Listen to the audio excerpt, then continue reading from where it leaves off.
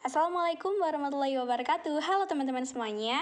Selamat datang kembali di Accounting Study Group. Di sini kita akan bahas mengenai intangible asset atau aset tidak berwujud. Yuk disimak ya. Yang pertama yaitu definition of intangible asset atau definisi dari aset tidak berwujud. Nah, aset tidak berwujud adalah hak keistimewaan dan keunggulan kompetitif yang dihasilkan dari kepemilikan aset berumur panjang yang tidak memiliki substansi fisik. Kemudian, hal-hal tidak berwujud atau aset tidak berwujud ini dapat muncul dari sumber-sumber berikut. Yang pertama adalah hibah pemerintah, yang kedua akuisisi, dan yang ketiga monopoli swasta.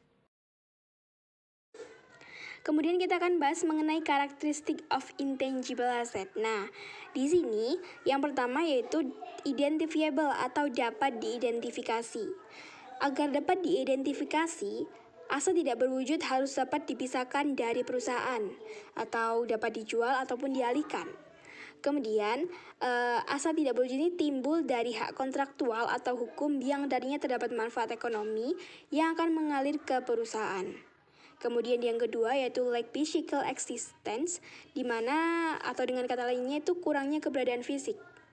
Di sini, aset tidak berwujud memperoleh nilainya dari hak dan hak istimewa yang diberikan kepada perusahaan yang menggunakannya. Dan yang terakhir adalah non-monetary asset atau aset non-moneter. Nah, aset moneter memperoleh nilainya dari hak atau klaim untuk menerima kas atau setara kas di masa depan. Aset moneter ini tidak dapat diklasifikasikan sebagai benda tak berwujud. Oke, jadi setelah kita tahu apa itu pengertian intangible asset dan bagaimana karakteristiknya, sekarang kita juga harus tahu bagaimana valuation of intangible asset atau kita biasa menyebutnya itu penilaian aset intangible-nya. Itu gimana? Nah, ini tuh ada dua versi. Jadi yang pertama itu dari pembelian intangible-nya atau aset tak berwujudnya. Itu maksudnya tuh gimana sih? Jadi maksudnya tuh perusahaan di sini itu mencatat pada biaya aset tak berwujudnya yang dibeli itu dari pihak lain gitu.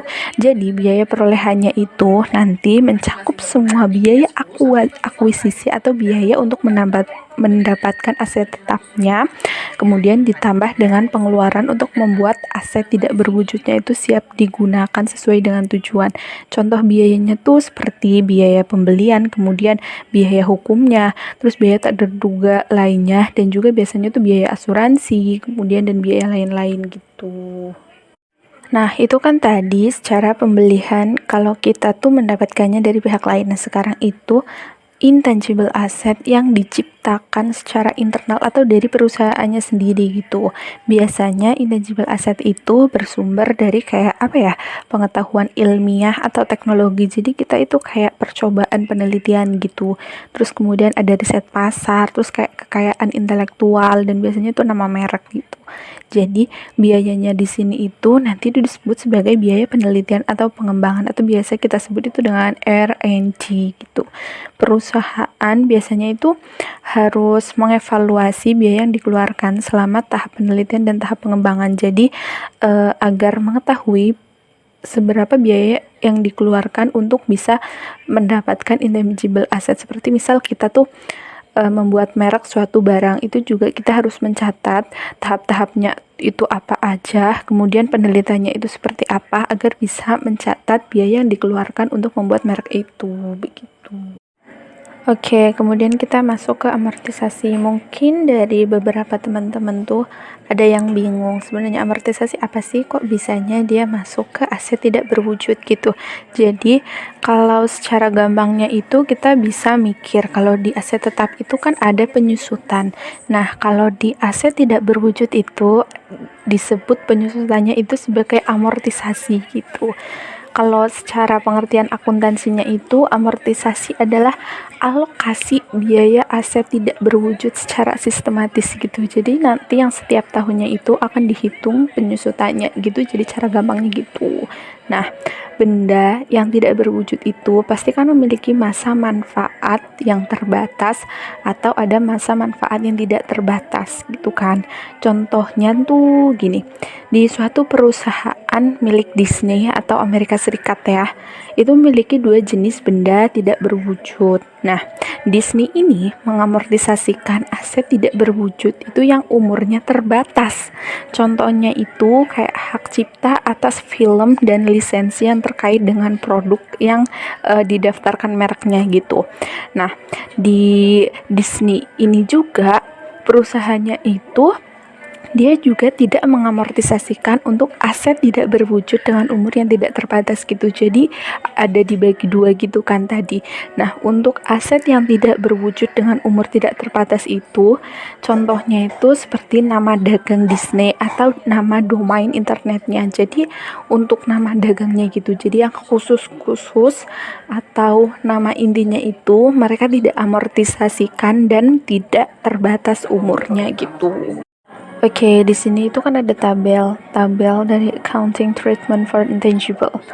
Nah, di sini tuh ada dua tipe dari aset tidak berwujud. Yang pertama tuh limited life intangible atau aset tidak berwujud yang umurnya itu terbatas, dan juga indefinite life intangible atau aset tidak berwujud yang umurnya itu tidak terbatas. Nah, cara perolehannya itu ada dua cara seperti yang sudah dijelaskan tadi ya, ada purchase dan entirely created.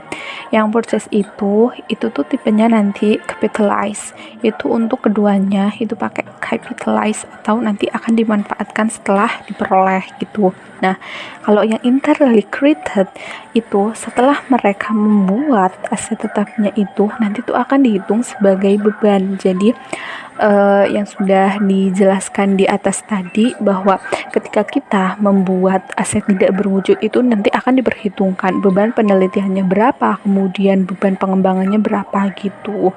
Nah, kemudian untuk amortisasinya, untuk yang umurnya itu terbatas, itu amortisasinya itu nanti sesuai dengan umurnya dan diperhitungkan setiap bulan. Sedangkan untuk amortisasi yang umurnya itu tidak terbatas itu nanti tidak akan dilakukan amortisasi gitu. Nah, untuk penurunan nilainya atau penurunan dari aset tidak berwujudnya itu caranya untuk limited life intangible dan indefinite life intangible itu sama, yaitu dengan cara membandingkan jumlah yang dapat dipulihkan dari suatu aset tidak berwujud dengan nilai yang tercatat pada saat itu gitu. Setelah agak pusing ya tadi di bagian amortisasi, kemudian kita masuk ke jenis intangible asset atau aset tidak berwujud. Nah, jenisnya itu sebenarnya mah ada banyak banget, tapi kita memberikan beberapa jenis-jenisnya nih. Nah, yang pertama itu aset tidak berwujud terkait dengan pemasaran. Nanti penjelasannya akan ada di bawahnya, jadi stay terus. Kemudian yang kedua, aset tidak berwujud terkait dengan pelanggan. Yang ketiga, aset tidak berwujud terkait dengan artistik atau biasanya itu kayak karya seni gitu.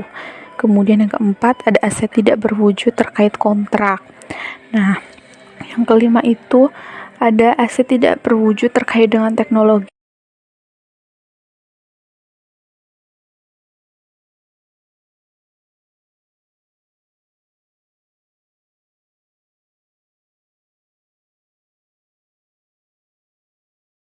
Yang pertama itu ada marketing related intangible assets atau aset tidak berwujud yang berkaitan dengan kegiatan pemasaran. Nah, dari namanya aja udah kelihatan ya. Jadi marketing related intangible assets itu merupakan suatu aset tidak berwujud yang membantu dalam proses kegiatan pemasaran ataupun promosi atas suatu produk dan juga jasa dalam suatu usaha. Nah, contohnya apa saja? Oke, contohnya itu ada kayak trademarks atau merek dagang atau nama dagang, terus ada logo, simbol, nama domain internet, brand, pokoknya semua yang mempunyai nilai promosi yang penting bagi suatu produk yang bersangkutan. Nah, merek dagang ataupun nama dagang sendiri itu merupakan suatu kata, frasa, ataupun simbol yang membedakan atau mengidentifikasi suatu perusahaan atau produk tertentu dengan perusahaan lain dan juga produk lain. Nah, jika dibeli, harga perolehannya atas trademark ini adalah semua biaya pembelian hingga merek dagang tersebut itu siap digunakan. Nah, untuk trademark sendiri itu biasanya tidak diamortisasi dan mempunyai jangka waktu perlindungan kurang lebih selama 10 tahun.